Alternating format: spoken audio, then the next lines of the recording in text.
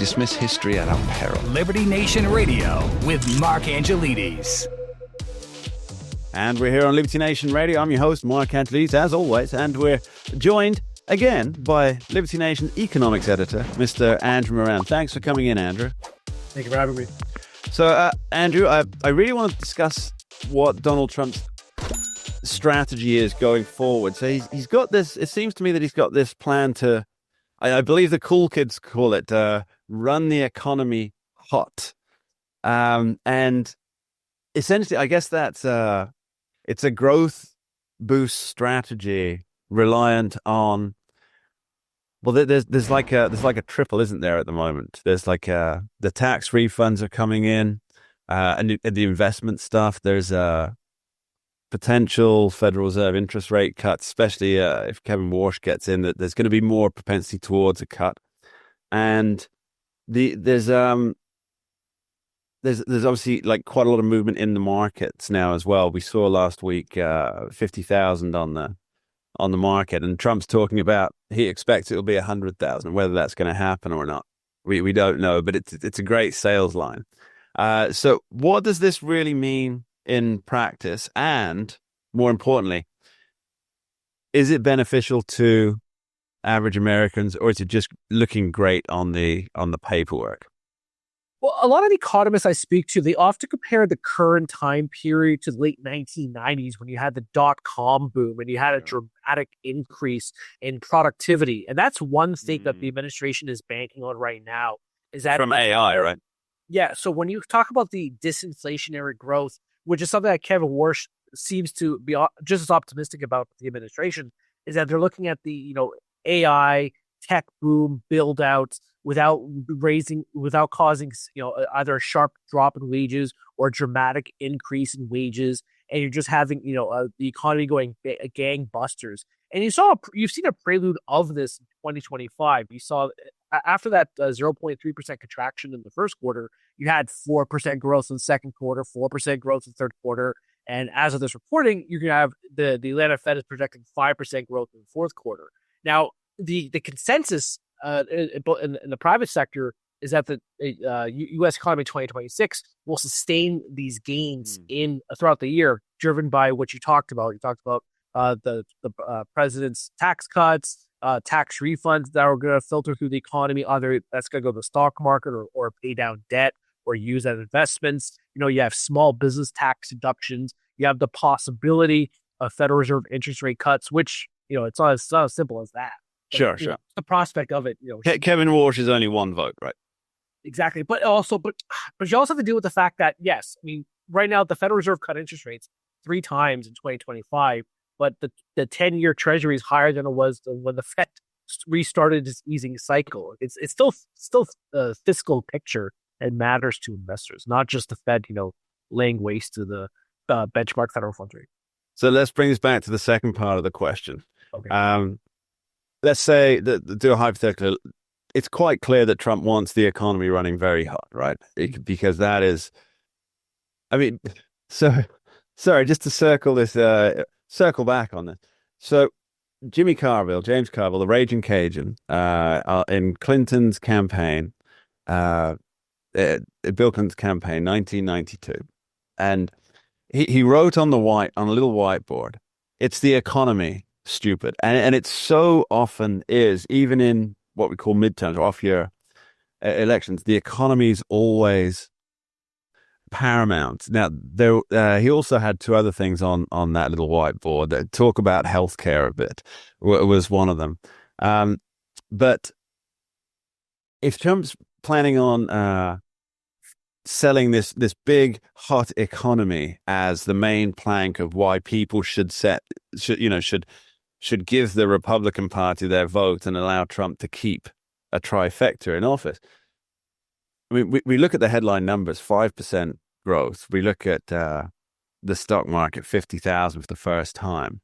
But how does this impact people? Just people?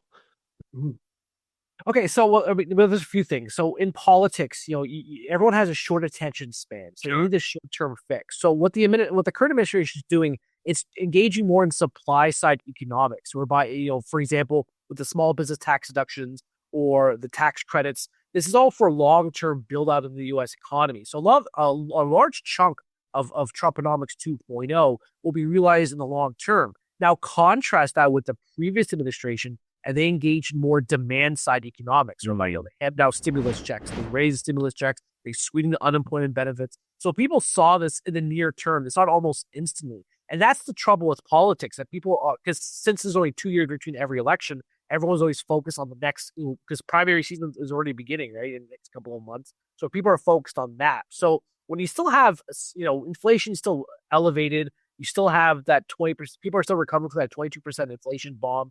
It's going to be hard for the administration to say, oh, look at the affordability gains you've seen.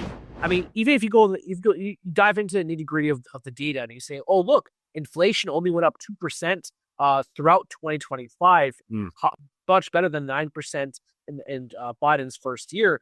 People are still going to see that 2% on top of that 22%. The 22% cumulative of the Biden era. Yeah. Yeah, exactly. So people are not going to see a sharp decline in their energy bills or their grocery costs. So when we talk about the economy, stupid. The broader economy in the aggregate is doing quite well, but people's pocketbook is what the main thing matters. You look at the University of Michigan's Consumer Sentiment Index, or you look at the Conference Board's Consumer Confidence Index, and they may show a rebound, but it's still the same thing, that people are worried about personal finances. They have a deteriorating outlook of their personal finances. They worry about tariffs. They worry about the elevated cost of living. And you look at one issue of housing is a good example of it. The administration, they're not really tackling the meat and potatoes of housing, which is supply. What they're doing more of is subsidizing demand. And we talked about you just talked about the short-term fix, and that is a short-term fix. But whether it's going to realize to long-term housing affordability, unclear. Trump seems to be worried about lowering housing prices for current homeowners, but instead he wants to keep things elevated and then subsidize demand through like affordable mortgages, 50-year mortgages. Yeah. However it is someone to get their foot in the door without really dramatically housing prices down. I wonder if part of that is, as you say, the cumulative effect of inflation. It's not like the prices are where they are. And they're not going to go down in any meaningful fashion, certainly not in the near term. Whereas there are certain things. So, for example, meat, eggs, groceries, apparel, things like this. There's really not much you can do policy-wise to impact those prices, those day-to-day goods. But a large expenditure from a family paycheck, parts of that are mortgage rates, part of that are taxes, part of that is gas prices or energy prices more specifically. And so these are areas where policy can tinker around the edges. So you have your talking heads on CNN, for example, going to bat for whoever the 2028 presidential Democrat contender is, saying, affordability, the price of your eggs is here, although eggs is a bad example because that actually has come down quite a lot. But, the cost of your general goods is one thing. But there's really nothing that an administration can do about that in the short term, whereas things like gas prices, energy prices, these are things that have like a 2 to 3 month turnaround in terms of you can save money here. So although if you look at grocery bills, well, they're higher than they were. They're 2% up on where they were already, right? Because that's 2% cumulative inflation over 2025.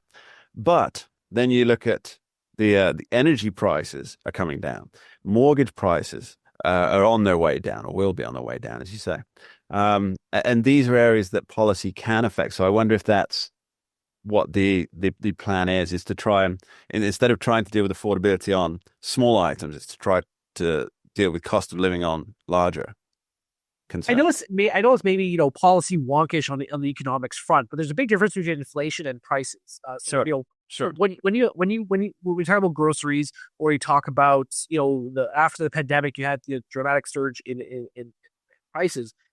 Those are what you typically, or even tariffs. Those are one-time price adjustments. But what you've had in the United States today, or at least over the last few years, is that you've had inflation embedded in the U.S. economy. And that's one thing I've appreciated, or I'm optimistic about when it comes to Kevin Warsh, is that he's realizes or at least he's shared this with the public, that the Federal Reserve's policymaking apparatus has led to inflation being embedded in current economic conditions through the printing press, through the balance sheet expansion, and through just Federal Reserve meddling in the wider economy. So that's something that the Federal Reserve can do: print less, shrink more of the balance sheet. Then perhaps you're not going to have that embeddedness inflation in the economy, and you just deal with the day-to-day, price volatility of goods and services. And perhaps that's one thing why the administration chose Kevin Warsh, because in perhaps the next couple of years, and you have the Republican contender facing off the Democrat contender, you see less of that, just elevated inflation coming in every year since the pandemic. And the Federal Reserve, it's missed its 2% target repeatedly. I think I saw a number where it said only 2 months Jerome Powell met that 2% target, and the rest he's just either undershot it or overshot. It's all with that poor track record. It's almost as though the Fed is run by economists. Andrew Moran, thank you very much. Thank you very much. We dismiss history at our peril. Liberty Nation Radio with Mark Angelides.